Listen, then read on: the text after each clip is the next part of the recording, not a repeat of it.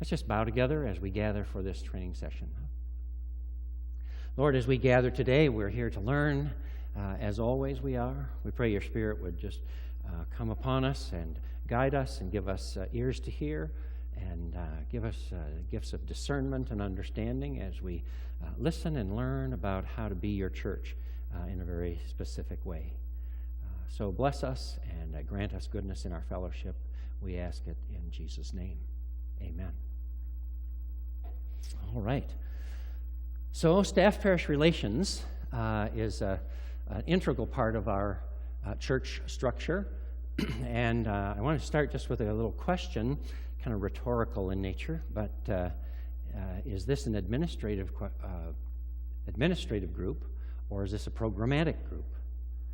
And I think most people think of it as an administrative group. Matter of fact, I've seen graphics that describe staff-parish relations, trustees, finance committee over here on the administrative side, and then things like missions and outreach and fellowship and all of that membership. Those are more programmatic, Christian education. And what I want to do is have you think about staff-parish relations committee work from a ministry standpoint. It's not either or, administrative or programmatic, but ministry related. This really comes from our bishop, who has reminded us, even Sally, Bishop Sally, some years ago, gave us those scriptural imperatives, and Bishop Bruce O.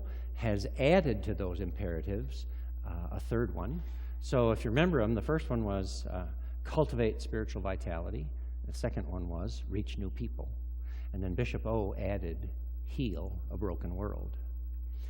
And so I want you to think about the work of the Staff Parish Relations Committee. That first line on your paper actually says, we serve on the Staff Parish Relations Committee so that people, see, it's not administrative, this is relational, so that people, one, grow in their love of God and neighbor, two, they reach others with that love, and three, they heal brokenness near and far. So we maybe haven't started there before, but in fact, that's what Staff Parish Relations is all about. Now, so is your Christian Ed group, so is your choir, so is your administrative board.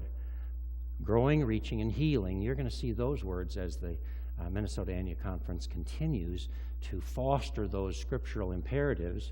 And I say scriptural imperatives because they come right from the Scriptures. First, from that conversation Jesus had about which commandment is the greatest. Remember that conversation? And Jesus responded, well, the greatest commandment is this one. Love the Lord your God with all your heart, with all your soul, and with all your mind. This is the first and greatest commandment. And the second is like it, Jesus continued. Love your neighbor as yourself. So that's that first one. Grow in love of God and neighbor. You're to be growing, I'm to be growing.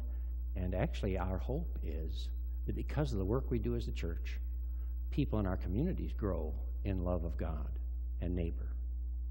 So how does that happen? Well, it happens by reaching others. And, that comes from the Great Commission, right out of the end of Matthew 28. We read these words. Jesus said, go into all the world. All authority in heaven and earth has been given to me. Therefore, go, make disciples of all nations, baptize them in the name of the Father, Son, and Holy Spirit, and teach them to obey everything I have commanded you. So that's that Great Commission. That tells us that we're to go to others. So Bishop Sally's thing about reach new people, she meant that. And here at Wells, I know you're working on that and reaching your community, and we're hoping all of our churches across the district are reaching new people. But that's how we reach others. It isn't just by being the church inside. We have to reach others, and that comes from that second scriptural imperative. Third one, heal the brokenness near and far. Well, Bishop O added that one, and that comes out of the Gospel of Luke. On that day when Jesus went to the synagogue and worship his hometown, and they had him in the scroll, and he read the scriptures that day, and he read these words. The Spirit of the Lord is on me because he has anointed me to preach good news to the poor, sent me to proclaim freedom for the prisoners and recovery of sight for the blind, to release the oppressed, and to proclaim the year of the Lord's favor. So that's our calling as we follow Christ. Preach good news, proclaim freedom to prisoners, recovery of sight, release for those that are oppressed. That's the healing of a broken world. And those are our scriptural imperatives. And the hope that I have is that as staff parish relations committees meet to do all their work, they'll remember that we do this so that people will grow in their love of God and neighbor, will reach others with that love, and so that people will heal brokenness near and far. So now we get to the small print, where we will push through quite an outline of items to cover that kind of cover the waterfront of what a staff parish relations committee is to address. And I'm just going to briefly start at the place where many committees start and end. If you'll go all the way down to item number 4, Roman numeral number 4, and in that, underneath that part that says train for effectiveness, you find something called conflict resolution. I know of staff parish committees, that's all they do. They get together to air their complaints and try and solve them. And when they finish, they go home. Then they meet again the next month, and this is what's wrong, this is how we try and fix it. I mean, actually, I've been part of staff parish groups like that. And while dealing with difficulties is part of the business of the committee, you'll see we've got it in there under conflict resolution, but there's a bit more to the sheet. So what I'd like to say is that conflict resolution oftentimes is one of those reactionary things. We get to a meeting and somebody says, the preacher's sermons are too long. I'm keeping time on this, so I don't know if we'll get finished on time or not. I hope we do. But that becomes part of the meeting. Preacher's sermons are too long, so now we're going to fuss about that, and we'll talk it over, and we'll hope that the minister agrees that, well, we can shorten up the sermons. Well, maybe we think we've solved that, but it did not necessarily relate to helping people grow in love of God and neighbor. Didn't necessarily help us reach anybody. Didn't help heal brokenness. All it did was tell the minister we need to get out of church earlier, shorten up the message. And so we want to step back and see what are we trying to accomplish in all the things that we do as a staff parish relations committee. And under number 1, I start there. This isn't what you do at your first meeting necessarily, but this is the basis for everything we do. Establish priorities for ministry and mission. And that does start with the staff parish relations committee. It could involve your board as well. Might be an exploration team, might be a group called a visioning team. But the staff parish relations committee are the ones that the conference turns to for the church profile. Have any of you ever worked on church profile? Not everybody, huh?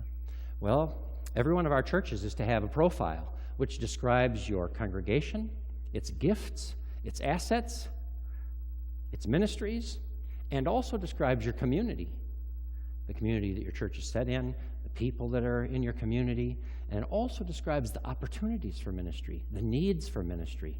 It's called a church profile. And the conference uses that when we are faced with having to look into supplying a new clergy person for an appointment. We look at the church profile. So the Staff Parish Relations Committee has the responsibility to keep that profile up to date.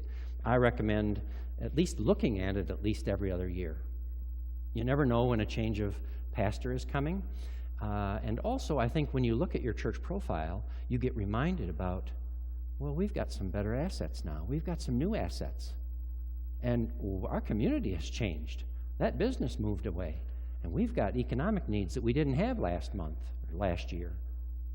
Or we've got a new business in town, or we've got something's been going on at our school, and it's changed the landscape for ministry. So you want to look at that profile often and keep it up to date. It covers leadership assets, needs within the community and the culture, and within your congregation.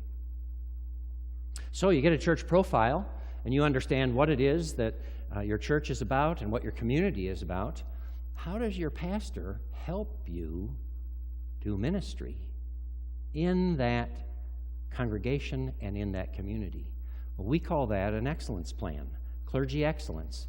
And what that is that a staff parish committee and a pastor should have a cooperative conversation about how that pastor is going to use 75, 80% of their time. And you pick maybe the top 5, 6, 7 priorities. And those become your ministry agreement between staff parish and your minister.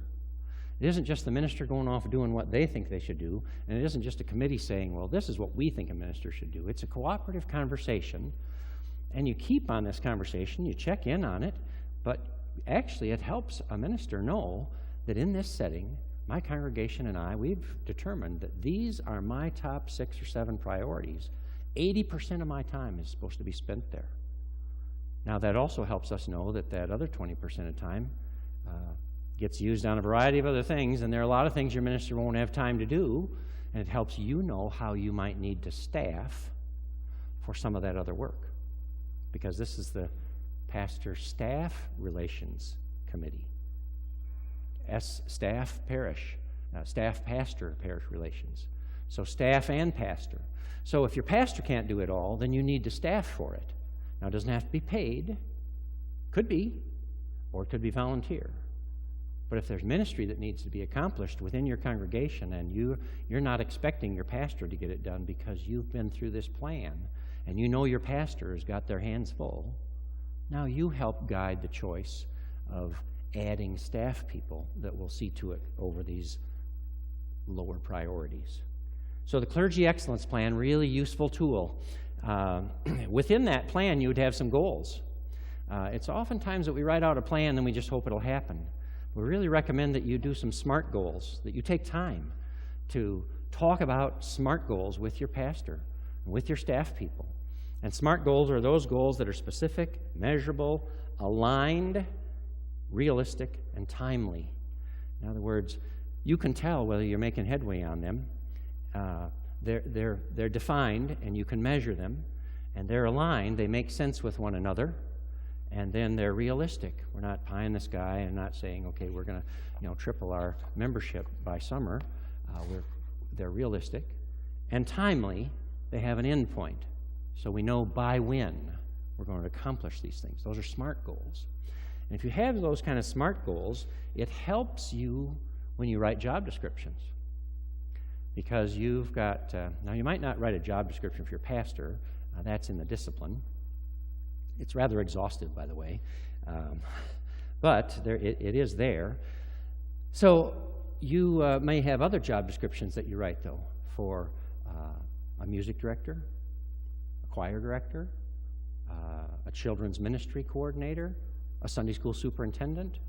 Now, those could be volunteer or paid, but it wouldn't hurt to have job descriptions that help those people understand what is it about that job as Sunday school superintendent that's unique because of our church profile and because this is how the pastor will or will not assist.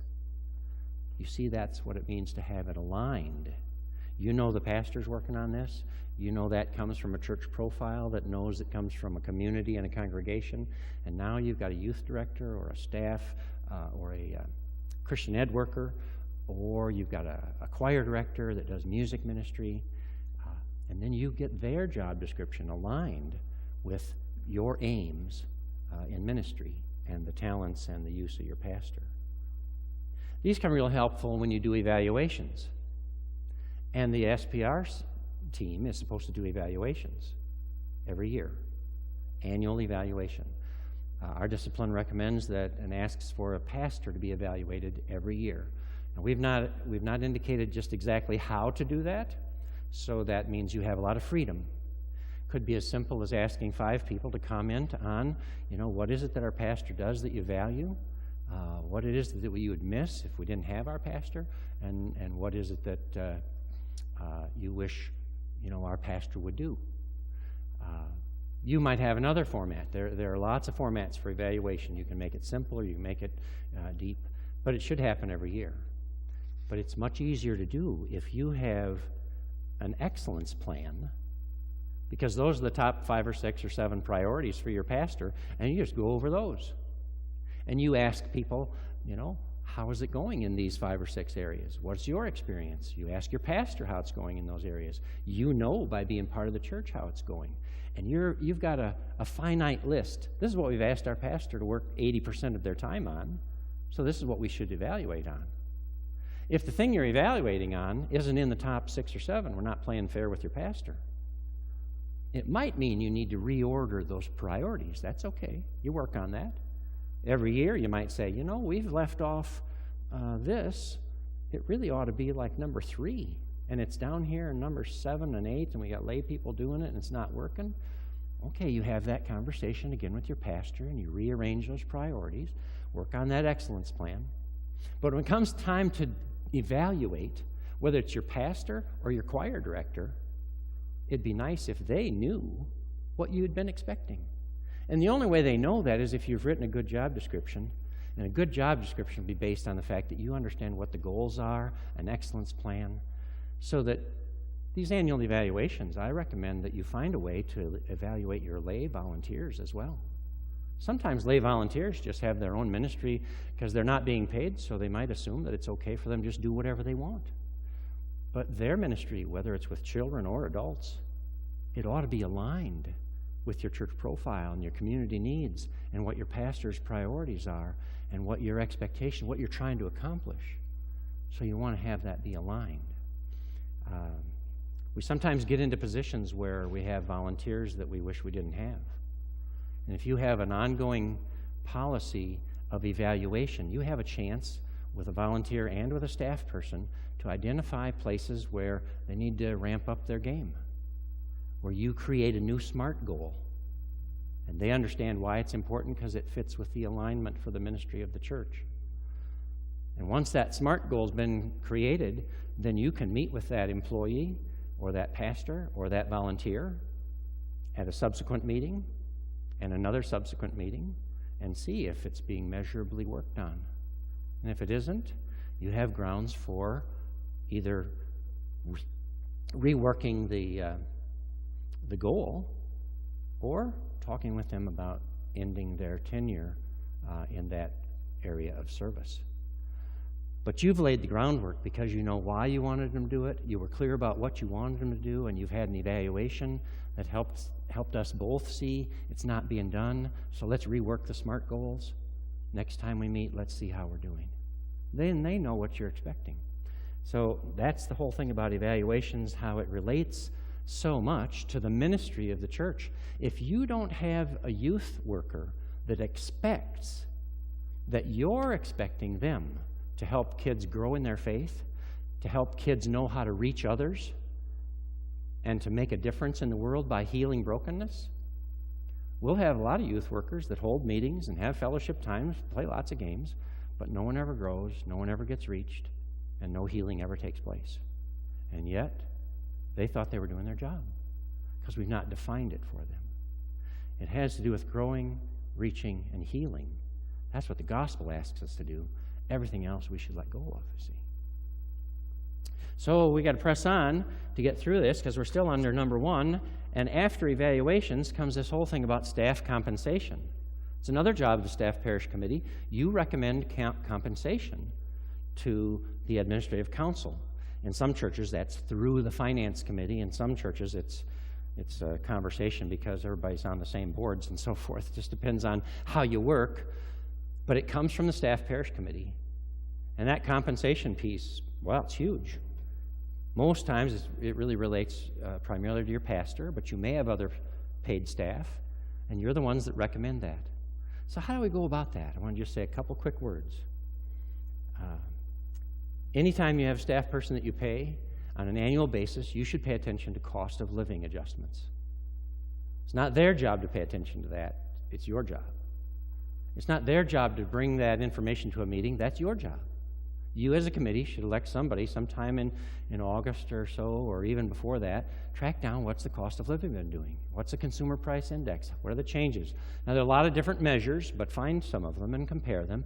Come to a meeting in the fall that you know what has happened to the cost of living in the past year.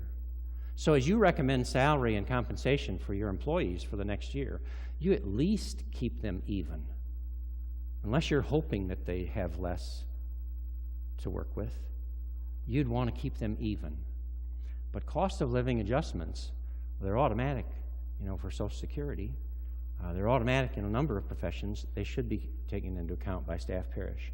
And then you want to take in factors like performance. How do we do that? Well, if you've had SMART goals, if you've had an excellence plan, if you've done an evaluation, you come prepared to talk with your pastor or your other staff about their performance and why it is that their performance has been just over the top. They've hit all the objectives. They've knocked out the goals. They're showing that they've exceeded your expectations, and for that reason, there's a merit increase. Or the opposite. You've done the goals, you've watched the performance, you've had an evaluation, you've talked it over, and this year, here's the cost of living increase, but we don't see that a merit increase is due. Or someplace in between, you decide. But if you've worked the process prior, you have good reason, and they would understand. They'll come to that meeting knowing probably not an increase for merit this year. Or we've been talking, and it's been going well, and we've been working hand in hand on the ministries, and it's all happening, and some kind of merit increase is indicated. There are other factors, of course. What's the economic health of your community? What's the economic situation of the people that your staff people serve? You don't want your staff people to be at an economic level that is either way greater or way less than most of the people they serve. You also want to be sensitive to other professionals like them. Are we staying current? Are we staying equitable? You want to pay attention to economics in their own personal life, special circumstances, those sorts of things. All of those things go into how you recommend compensation for your staff people, and especially for your pastor. We also mentioned continuing education plans. Those should be approved by the Staff Parish Committee. Many ministers make their own plans and do their own thing, and they just tell someone, or they don't even tell. They just go to their seminars and so forth. We've gotten kind of lax about that. But wouldn't it make a lot of sense if you've done planning and you've set goals and you've done evaluations? Wouldn't it make sense that the money that you as a church give for your staff people to use for continuing ed was used to help them grow in the areas that you're asking them to focus on? That would align continuing ed with performance and ministry expectations. All right. So now we're going to move on to the whole thing about number 2, staff outcomes. And by staff outcomes, I just want to remind us that when we're staffing, whether it's paid staff or volunteer staff, the purpose for that is to make disciples of Jesus Christ, helping us grow in love with God and neighbor, helping us reach new people, and helping us heal brokenness. Now, we're all supposed to do that, and we're supposed to find others to do that. But that's our purpose, and that's why we staff. Sometimes we staff because we need a music director. But when you're hiring a music director, you want to make sure that the music director understands how do they fit into that, helping us grow in our faith. How do they help us fit into that, reaching new people? Because a choir is a great tool for reaching new people. Music, it's a leveler. People love music. So all of our staffing, we staff for outcomes. And I'd like you to get used to that phrase, so that. We do this so that, what? So that we can go home from the meeting? So that we've done our job? No. It's a lot more important than that. It's so that people meet Jesus Christ. Staffing for outcomes. So, dropping down to number 3, we're pressing on here, and we're closing in on it. The Staff Parish Relations Committee ought to help interpret the United Methodist way. Now, what does that mean? Well, as United Methodists, we have a way of doing things, and not everybody that comes through the doors knows that. Not even everybody that's on the committee. Some folks might be new members, and now they're on Staff Parish. They might not understand some things that are unique about the United Methodist Church, and one of them is the appointment process. In other words, when your minister retires or when your minister moves to another appointment, we have to replace that person somehow. And we have a process for that in the United Methodist Church called the appointment process. It's not a call process. The church doesn't go out and hire somebody. Actually, the bishop, along with the superintendents, in conversation with the staff parish committee, makes a selection. And if everybody's agreeable, that becomes your new pastor. Now, it's a little more involved in that.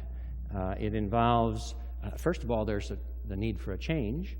Second of all, we look closely at the church profile.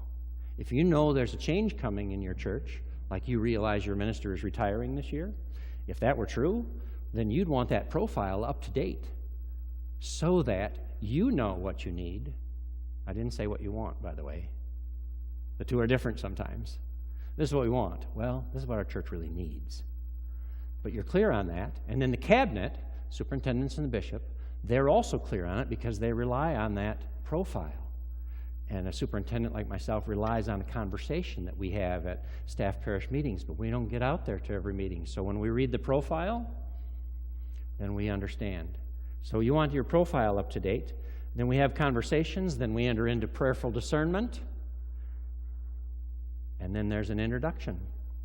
And a superintendent will bring a new person that we expect to be your pastor. You get a chance to chat with them. They get a chance to chat with you. Question and answer period for however long, over a course of an hour or so, maybe longer. And then you get a chance to decide. The pastor and their spouse get a chance to decide. And that very time, usually it's an evening, if they're two thumbs up, if both parties agree, that's the appointment. A lot rests on the Staff Parish Relations Committee. It's not a congregational vote. In some systems it is, but not in the United Methodist Church. That's the appointment process. And it really rests on the work you do with the profile and the conversations that you have with a candidate that the cabinet brings to you and the decision you make. That person becomes your pastor. That's the appointment process. Itineracy is a word that we own as Methodists. It means our ministers move around. They don't move around just for the sake of moving around. It used to be that way. John Wesley was in favor of moving ministers every year. And I've read something from a history that described that they thought that going to every 2 years was a little too liberal. Now, things have changed. And when I started in ministry, I was in my first appointment 3 years, and when I moved, everybody said, we knew you'd go in 3 years. Well, it was kind of how they did it, I guess. We know there's value in lengthy appointments now. We know that at the time where a pastor gets into year 6, 7, or 8, trust has been established, relationships are firm, and people can change the world together in ways that they couldn't during the first couple of years. So if we can have a congregation and a pastor that build a relationship and make it into those years 5, 6, 7, 8, 9, usually pretty good. So we're not moving people just for the sake of moving people. But we do need to move people based on need. If we have a person retire, we have to replace them. Where do we get that person from? Well, maybe from your church. And then your church gets a new person. Where did that person come from? Well, from some other church. And so lots of moving goes on, and that's the itinerant system. Our ministers, our elders, are committed to the itinerant system. Now, it's pretty cooperative these days. It's pretty compassionate. Half of our ministers own their own home, and that makes for some difficult things in terms of moving, especially in an economic climate like we've had the last few years. Many of our pastors have spouses that work. It's hard to leave a good job, and some can't or aren't willing to do that, and so itinerancy has been affected by that. But basically, our elders are committed to being itinerant, which means they will serve, they will go where the bishop appoints them. But it's done through cooperative conversations between myself as a superintendent and a pastor, between staff parish relations committees and their pastor. We arrive together, hopefully, at understandings of the need for a pastor to move or for the advantage for a pastor to move.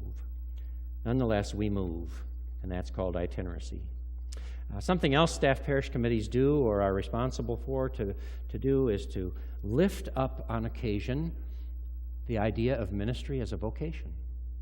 You maybe didn't know that was your task, but the Staff Parish Relations Committee is supposed to help our congregational members understand that God might be calling them into ministry, because our ministers come from congregations.